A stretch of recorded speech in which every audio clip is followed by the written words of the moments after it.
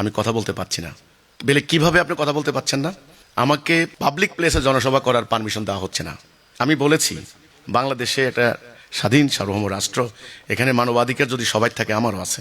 বাক স্বাধীনতা কথা বলা হচ্ছে আজকে, আমার বাক স্বাধীনতা কোথায়? সবাই যখন তখন নেমে রাস্তা অবরোধ করে ফেলে। আমার আন্দোলন কোনো দিন একটা মিনিটের জন্য কোনো কারো রাস্তা অবরোধ করে নাই। যখন তখন নেমে সচিবালয় ঘেরাও, ভাঙচুরের কথা বাদ দিলাম, যমুনা ঘেরাও, আপনার হলো সেই শাহবাগের মোড়। আপনি জানেন বাংলাদেশের কততম, ঢাকার ব্যস্ততম সড়ক এই মুখ, এই শাহবাগ। এখানে একদিকে ইউনিভার্সিটি, আরেকদিকে পিজি হাসপাতাল, আরেকদিকে বারডেম। এই জায়গাটা ঘন্টার পর ঘন্টা সারা রাত দিন ব্লক করে অল্প কিছু কয়েকশো লোক মানবাধিকার চর্চা করে, কিন্তু আমাকে জনসভা করতে দেওয়া হয় না। এই অন্যায়ের শিকার আমি। আজকে বাংলাদেশে স্বাধীন বা স্বাধীনতার স্বাদ আমার জিহ্বায় লাগে নাই আজ পর্যন্ত। আমি মনে হয় যেন রুয়ান্ডায় বাস করি, মনে হয় যেন আমি সুদানে বাস করি। আমার বাড়ির চতুর্দিকে মাইক লাগিয়ে হুমকি দেওয়া হয়, আমার বাড়িঘরে হামলা চালানো হয়, আমাকে জনসভা করতে দেওয়া হচ্ছে না। কেন কথা বলতে দেওয়া হচ্ছে না? আমার কথা যদি অযৌক্তিক হয়, তোমরা কথা বলো, আমিও কথা বলি, যুক্তির পাল্টা যুক্তি, কথার পাল্টা কথা, তাহলে আমি প্রত্যাখ্যাত হয়ে যাব জনগণ দ্বারা। আমার আর কোনো আপত্তি থাকবে না। বাক স্বাধীনতা আমার ক্ষেত্রে সংকুচিত, আমি কথা বলতে পারছি না। যখনই আমি কোনো জনসভা করার অনুমোদন জন্য যাই, সাথে সাথে প্রশাসন থেকে একটা কথা জানানো হয়, হুমকি আছে। কারা হুমকি দিচ্ছেন? আলেমরা হুমকি দিচ্ছেন। কোন আলেম? বলছে আছে বিভিন্ন ধরনের আলেমরা হুমকি দিচ্ছেন। তো আমাকে আলেমরা হুমকি দিবেন কেন? আমি কি করেছি, কি অন্যায় করেছি? ওনারা কথা বলেন, আমিও কথা বলবো। জনগণ বিচার করবেন। জনগণকে তো এত বোকা মনে করা উচিত না। জনগণের তো জাজমেন্ট ক্ষমতা আছে। আমি যদি অন্যায় কিছু বলে থাকি, অন্যায্য কিছু বলে থাকি, অযৌক্তিক কিছু বলে থাকি, ইলজিক্যাল কিছু, ইরেশনাল কিছু বলে থাকি, তাহলে আমি প্রত্যাখ্যাত হয়ে যাব। অটোমেটিক্যালি আমি আমার প্রয়োজনীয়তা হারিয়ে যাবে। কিন্তু আমাকে কথা বলতে দেওয়া হবে না কেন? আর যেটা আমি বলি নাই, যেটা আমি করি না, সেটা আমার নামে রচনা করে দিবেন কেন? আপনাদের কিছু সংকীর্ণ দৃষ্টিভঙ্গি, মাসালাগত কিছু বিরোধ, তো সেটা তো পুরো মুসলিম বিশ্বে নানা সংগঠনের মধ্যে মাসালাগত বিরোধ বা দ্বন্দ্ব আছে। আপনার মতো আমি লম্বা দাড়ি রাখি নাই এই বলে আমি মুসলমান না, এটা তো কোনো যুক্তিকতা হতে পারে না। তাছাড়া কোরআনে এসব প্রসঙ্গে যে ব্যাপারগুলিতে কোরআনে নাই, আমি বলেছি যে ব্যাপারগুলি কোরআনে নাই, সেটা আমাদের জন্য ম্যান্ডেটরি না, ফরজ না।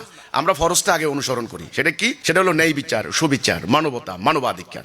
সুদ বন্ধ হবে, অবিচার বন্ধ হবে, আল্লাহর হুকুমে বিচার চলবে, মানুষ ঘরের দরজা খুলে ঘুমাবে, একটা মেয়ে নিরাপত্তা পাবে, একা একটা মেয়ে হেঁটে যাবে। আজকে রাজনীতির নামে হরতাল হয়, অবরোধ হয়, হঠাৎ করে বলে লকডাউন, হঠাৎ করে বলে শাটডাউন, গাড়িতে আগুন লাগিয়ে মানুষ হত্যা করা হচ্ছে। হাজার হাজার, এ পর্যন্ত আমি বের করেছি পরিসংখ্যান, 2200 দিন হরতাল হয়েছে। বিভিন্ন দল, কেউ বলতে পারবে না আমরা হরতাল করি নাই। 6.5 বছর হরতাল হয়েছে, আমাদেরকে অবরুদ্ধ করে রেখেছে এই রাজনীতি। আমরা বলেছি এটা হলো ধর্মের বেসিক শিক্ষা, এটা নেন। আপনারা দাড়ি, টুপি, পাগড়ি, মেসোয়াক, হ্যাঁ ঠিক আছে, আপনারা করেন, আমার তো কোনো আপত্তি নেই। আমি বলেছি, ইতিহাস আমি দেখাই দিয়েছি, কোরআন দেখাই দিয়েছি, যে নবী করিম সাল্লাল্লাহু আলাইহি ওয়াসাল্লাম নারীদেরকে নিয়ে যুদ্ধের ময়দানে গিয়েছেন, নারীরা হজের ময়দানে গিয়েছেন, জুমার নামাজে গিয়েছেন, ঈদের নামাজ। আজকে এই যে হাদির জানাজায় এখানে শত শত হাজারো নারী উপস্থিত ছিলেন, কই আপনারা তো এখন কিছু বলছেন না? আমি বলেছি মেয়েদের অধিকার আছে, এগুলি কোরআনে কোনো নিষেধাজ্ঞা নাই। মেয়েদের শক্তি আছে, সামর্থ্য আছে, এদের লিবার্টি, এদের অধিকার, প্রেস্টিজ আল্লাহ দিয়েছেন, আপনারা সেগুলো রুদ্ধ করতে পারেন না। এই কথাগুলি আমি বলেছি। এবার আমার নামে শুরু করে দিয়েছে আমি নাকি নারীদেরকে অনুপ্রাণিত করে বেপর্দা নারী বানিয়ে ফেলছি, এটা নাকি ইহুদিদের একটা ষড়যন্ত্র। এটা কেমন কথাবার্তা? তো কাজে আমার কথা হচ্ছে যে এই একটা শ্রেণী, আমি সকল আলেমদেরকে দায়ী করব না, একটা শ্রেণী যারা মূলত ধর্মটাকে নিয়ে ব্যবসা করে বিভিন্নভাবে এবং অপরাজনীতিতে ব্যবহার করে, এরা আমার বিরুদ্ধে বিভিন্ন প্রোপাগান্ডা চালাচ্ছে।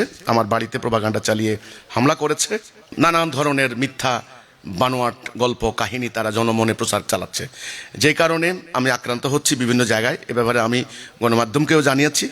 তো সরকারের প্রতি আমার আজকে আপনাদের মাধ্যমে আহ্বান, সরকারের কাছে বলতে চাই, একজন সাধারণ মানুষের যে অধিকার, আমারও সেই অধিকার রয়েছে আইন মান্যকারী হিসেবে। গত 30 বছরের ট্র্যাক রেকর্ড, আমরা কোনো আইন ভঙ্গ করি নাই, আমরা কোনো অন্যায় করি নাই। কেউ বলতে পারবে না 2 টাকা আমরা পাচার করেছি, কেউ না, কেউ বলতে পারবে না। বরং আমরা জাতির কল্যাণে কাজ করে যাচ্ছি অরাজনৈতিকভাবে। তো কাজেই এটা আমার অধিকার।